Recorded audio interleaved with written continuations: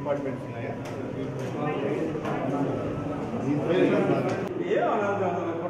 మాట్లాడాల్సిన అవసరమే పేషెంట్ ఎవరు ఉంటే రావచ్చు. డాక్టర్ గారు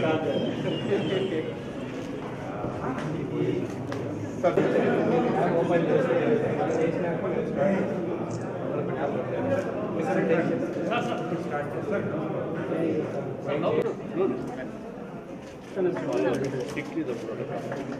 Good. I won't insist on that. Party president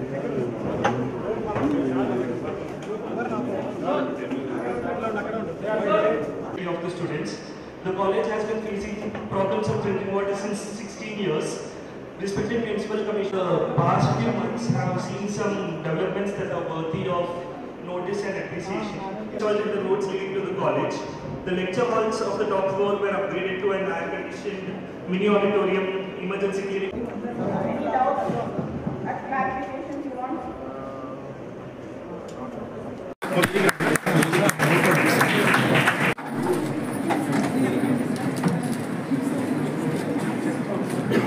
అనేక మంది ఆ టొబాకో చూయింగ్ కానీ ఇతరత్ర కారణాల వల్ల ఓరల్ క్యాన్సర్ బారిన పడుతున్నారు.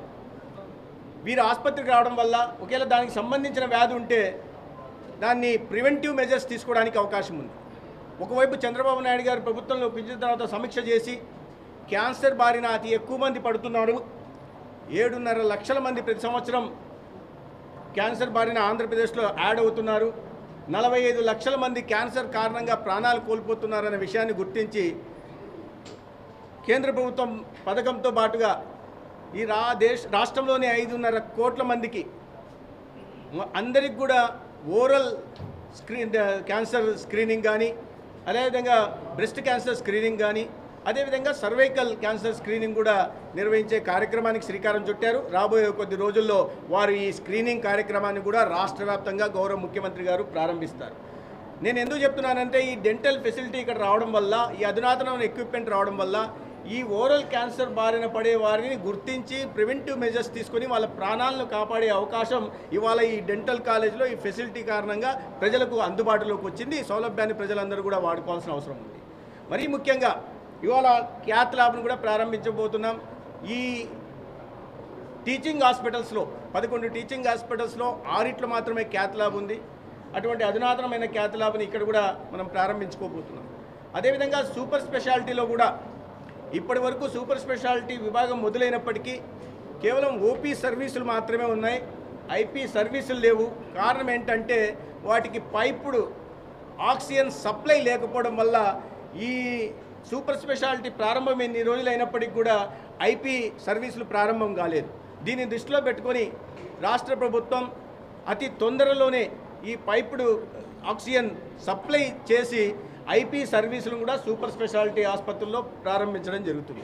అంటే ముఖ్యంగా ఈ క్యాత్ ల్యాబ్లు రావడం వల్ల, సూపర్ స్పెషాలిటీ సర్వీసుల వల్ల అనేక మంది నాన్ కమ్యూనికబుల్ డిసీజెస్ బారిన పడుతున్నారు.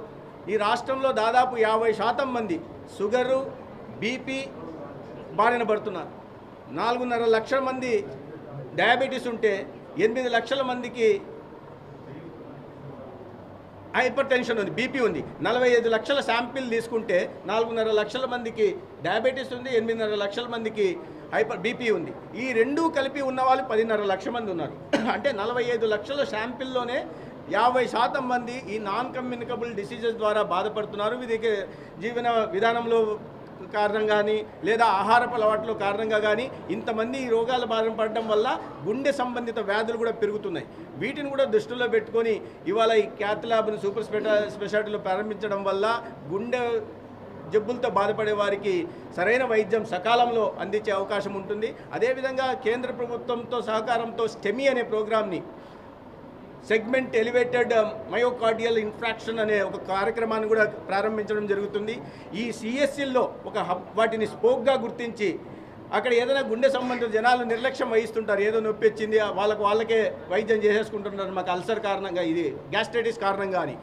అటువంటి సందర్భాల్లో గుండె నొప్పితో గుండె సంబంధిత ఏదైనా నొప్పితో వెళ్తుంది, అల్సర్ అది గ్యాస్ట్రైటిసా కాదా అని అక్కడ సిఎస్సి డాక్టర్ గుర్తించి ఒకేలా గుండె సంబంధిత వ్యాధి అయితే ఎక్కడన్నా బ్లాక్స్ ఉంటే వెంటనే టెనెక్టాప్లైజ్ అనే ఒక ఇంజెక్షన్ని 45,000 రూపాయలు విలువ చేసే ఇంజెక్షన్ని వాళ్ళకి వేసి ఆ బ్లాక్ను తొలగించి తర్వాత హబ్ హాస్పిటల్స్కి వెళ్ళి సరైన అది బైపాస్ చేయాలన్నా లేకుంటే ఓపెన్ హార్ట్ సర్జరీ చేయాలన్నా యాంజియో చేయాలన్నా దానికి సంబంధించిన రెఫరెన్స్ చేయడానికి అవకాశం ఉంటుంది. తద్వారా గుండె జబ్బులతో చనిపోతున్న వారి సంఖ్యని పూర్తిగా తగ్గించాలనే దిశగా ఈ ప్రయత్నాల్ని ఈ గౌరవ ముఖ్యమంత్రి చంద్రబాబు నాయుడు గారి నాయకత్వంలో నరేంద్ర మోడీ గారి ఆశీస్సులతో ఈ స్టెమీ ప్రోగ్రామ్ని కూడా అతి త్వరలో ప్రారంభించబోతున్నాం. దాన్ని కూడా మనం ఏదో ఒక విప్లవాత్మకమైన మార్పులు తీసుకొచ్చామని గత ముఖ్యమంత్రి చెప్తూ ఉంటారు.